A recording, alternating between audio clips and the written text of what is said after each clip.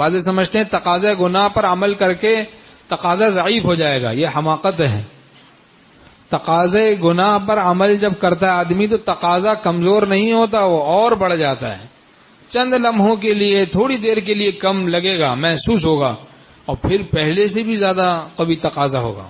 ہمارا شیخ رحمۃ اللہ عجیب عجیب مثالیں ارشاد فرماتے تھے، مثالوں کی بادشاہ تھے۔ فرمایا ہے کہ بھائی سردی کا موسم تھا، دریا بہہ رہا تھا، دو دوست کھڑے تھے۔ ایک نے کہا بھائی یہ ذرا کمبل بہہ رہا ہے، اسے پکڑ کے لیا ذرا، سردی لگ رہی ہے۔ دوسرے نے کہا بھائی مجھے تو تیرنا نہیں آتا، تو ہی چلا جا، لیا بھائی یہ کمبل۔ تو اس نے چھلانگ لگائی، ٹھنڈے پانی میں کودا بیچارہ، تیر کے گیا، محنت کر کے گیا، اور جا کے اس نے اس کمبل کو پکڑا۔ اب جناب آ نہیں رہا، تو دوست نے پوچھا بھائی آ نہیں رہو، کیا ہوا، آ جاؤ۔ اس نے کہا بھائی ہم نے تو کمبل کو پکڑا، کمبل نے ہمیں پکڑ لیا، کمبل ہم پہ کمبل ہو گیا۔ کمبل ایسا عجیب شان کا کمبل ہے کہ ہم پہ کمبل ہو گیا، ابھی ہمیں نہیں چھوڑا۔ اس نے کہا کیا بات کیا ہے؟ کہہ رہا بھائی یہ ریچھ ہے، ریچھ، ہم سمجھے تھے کمبل، دور سے کمبل نظر آ رہا تھا، قریب جا کے لپٹ گئے تو وہ ریچھ تھا ظالم۔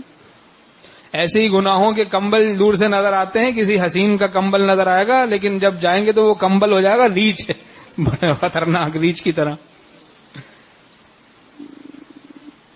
عشق مجازی میں مبتلا ہو کے جہنم میں پہنچ جائے گا۔ دیکھیں پھر کمبل ہو گیا وہ ریچھ، یعنی اس نے پکڑ لیا، اب دونوں بہے جا رہے ہیں، گئے بھائی۔